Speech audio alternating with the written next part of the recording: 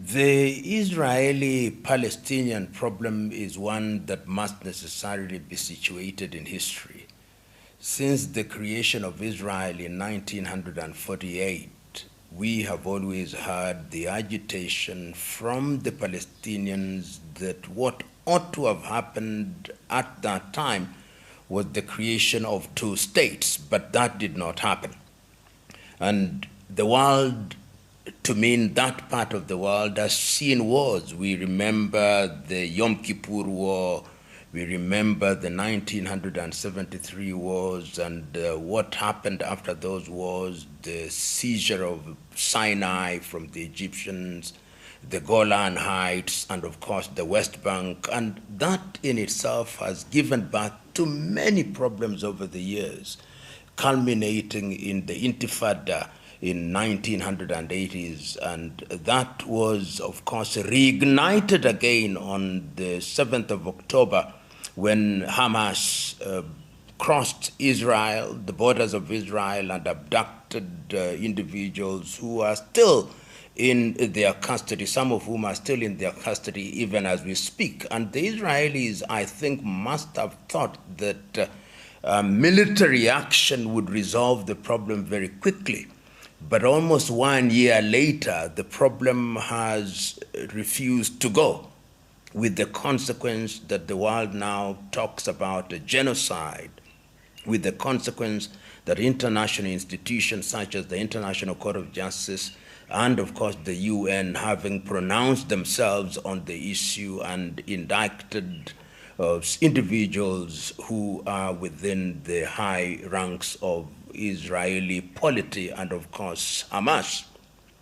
But what is now interesting is that the war is becoming wider and wider. Initially, it was being prosecuted against Hamas and geographically was restricted to the Gaza Strip. But we now see the involvement of other organizations which traditionally are aligned to Iran and are aligned to Hamas, such as the Houthi in Yemen and Hezbollah in Lebanon.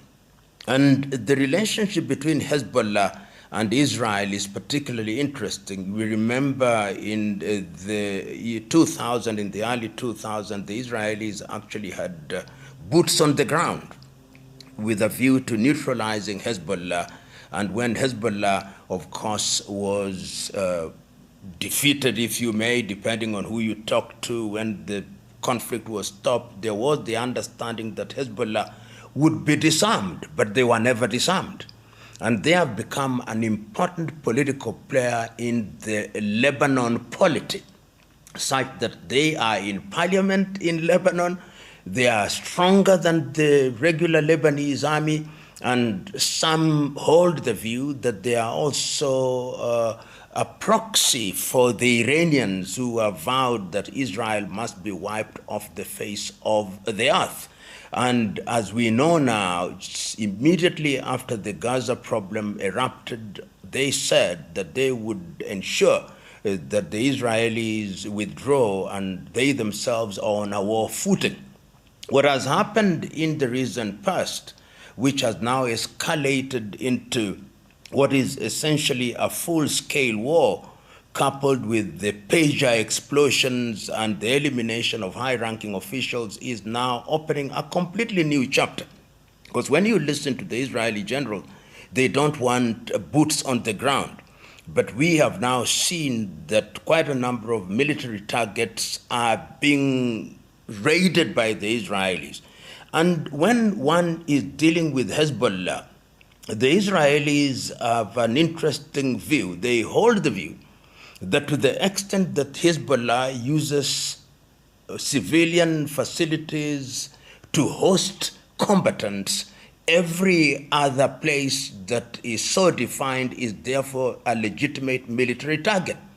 And the fear is that that war may escalate and we may find ourselves in a situation where the war front now changes from the Gaza Strip to the Lebanon front and going beyond southern Lebanon. What is unique about this war is what I think has been the level of preparation of Hezbollah.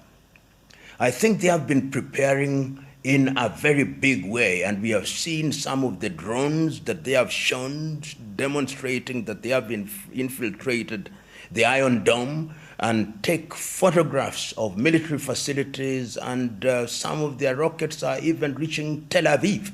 So this is a new chapter that could lead to an escalation. And when it leads to an escalation, it may go beyond Lebanon, it may go into Syria, it may go into Jordan, even if they like it or not. It may, of course, go into Yemen because the Houthis are active.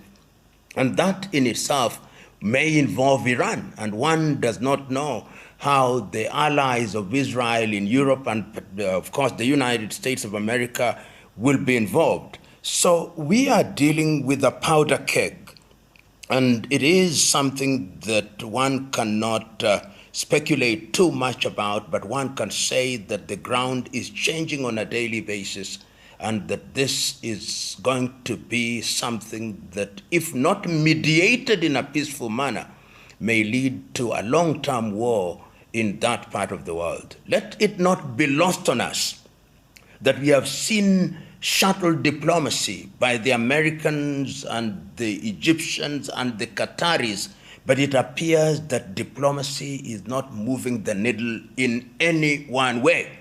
Because the Israelis say, we've got to neutralize the Hamas. And I think they are now saying, we also have to neutralize Hezbollah, and we also have to neutralize the Houthis.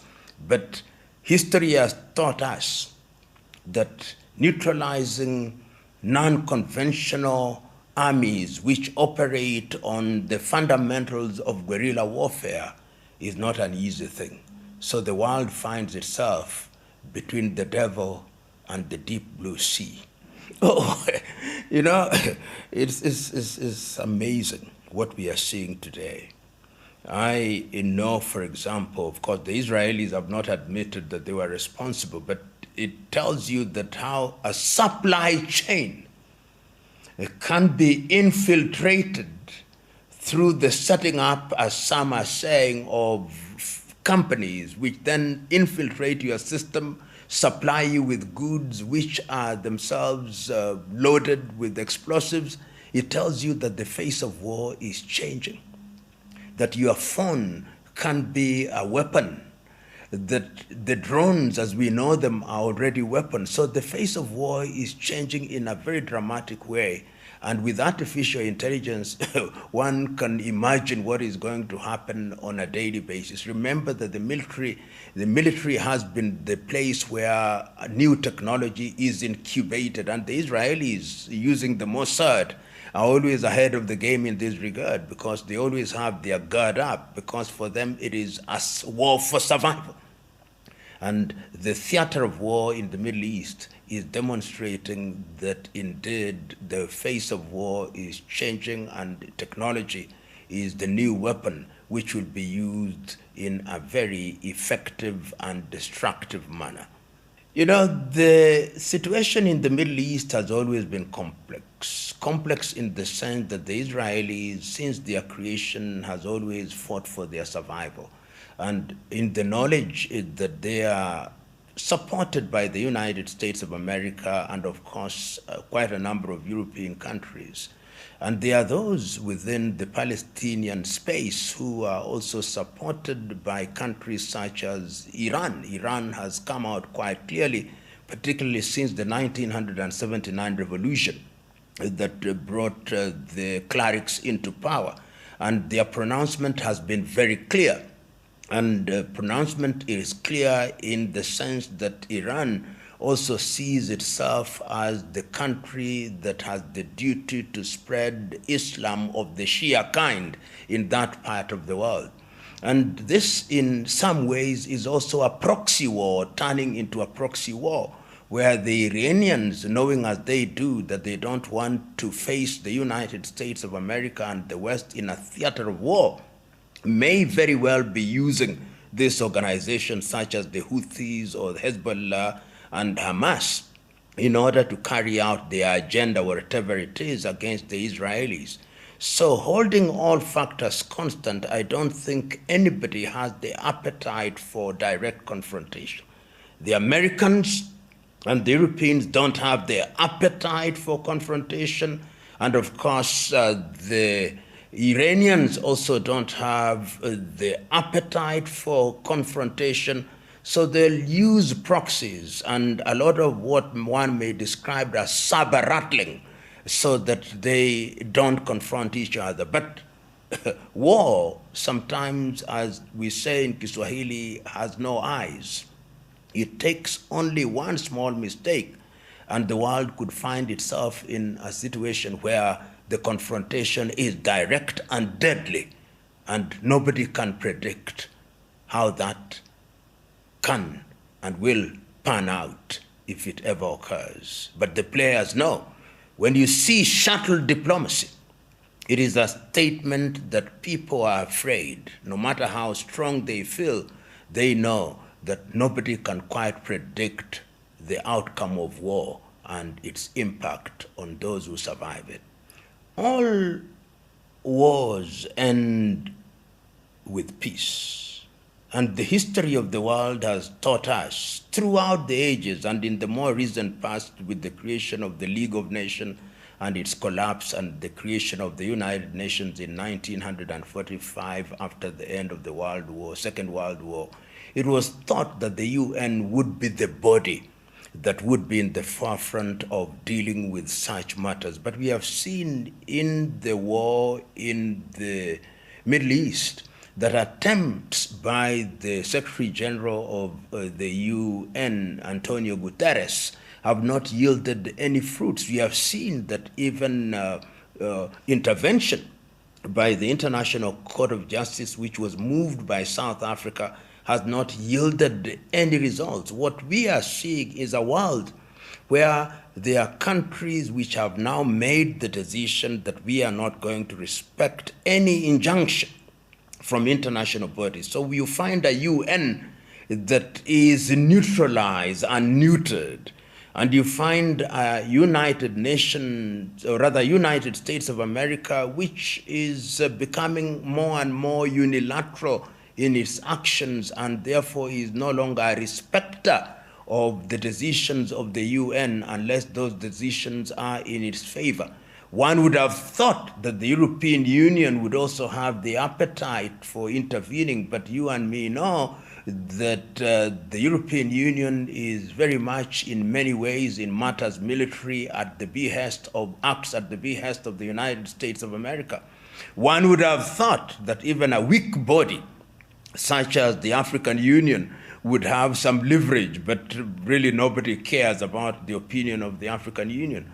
One would have thought that China, which is an emerging power, would also bring its weight to bear, but I think China is too cautious. China does not want to annoy or seem to align with any part, so that it is left to the combatants. It's left to Israel in the case of the war between them and Hamas. It is left to the Palestinian leadership to realize that this war is not winnable. And winnable does not mean that military triumph is what defines success or defeat, but to realize that the impact on the population, the impact on the economies is undesirable, must just come out of the leaders. And that is why sometimes one looks forward to the days when there would be direct negotiation that involves the leaders of the combatants, and in that way, you can bring this war to an end. Barring that, it may become a war that goes to the very full length, and ultimately, after there is winner and vanquished, then people will come to their senses. For the moment, I think either side believe that they can win, however they define success, and therefore they will go as long as they are being urged on by their benefactors who sit at the negotiation table and at the same time are supplying them with arms, blowing hot and cold, as it were. A tragic situation when bodies such as the UN are neutered and are no longer useful in mediating peace, the very reason why it was created. I would not myself go out and apportion blame at this stage. I believe that both sides are being supported by their supporters. And remember that the very reason why countries survive is because they want to be protected. So the United States of America also defines its interests, and it's asking herself, what is in the best interest of the United States of America? And I think from American policymakers, their support for the state of Israel has geopolitical significance. And for that reason, they'll do that which is in their best interest. So one can blame them all they want, but they have defined their interests and they are pursuing their interests because they think that that is what is in their best interest. Equally, with the Palestinians, they have their benefactors who think that the creation of a Palestinian state is something that is useful. I personally hold the view that there should be a Palestinian state. In fact, after the Oslo Accords, one would have thought that at that time we would move towards the creation of a two states as the solution to the problem. But all of us now know that the Oslo Accords were honored in breach and that the problem has become much more complex. So apportioning blame is something that we must be very slow to do, understanding how nuanced that conflict is and understanding that nations act in their best interests for whatever reasons and however they define those interests.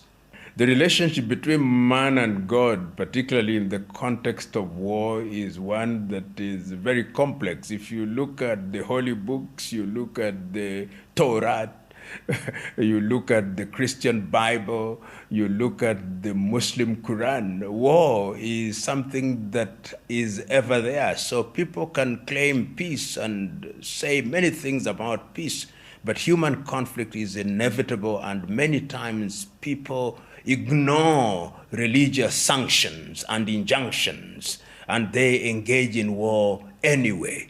So people use religion as a reason and an excuse for prosecuting war. And people fight in the belief that they are defending their religion. As long as men and women think in that way, religion can be used in different ways to prosecute war and to defend the indefensible. And that has been the history of man and the history of religion throughout the ages.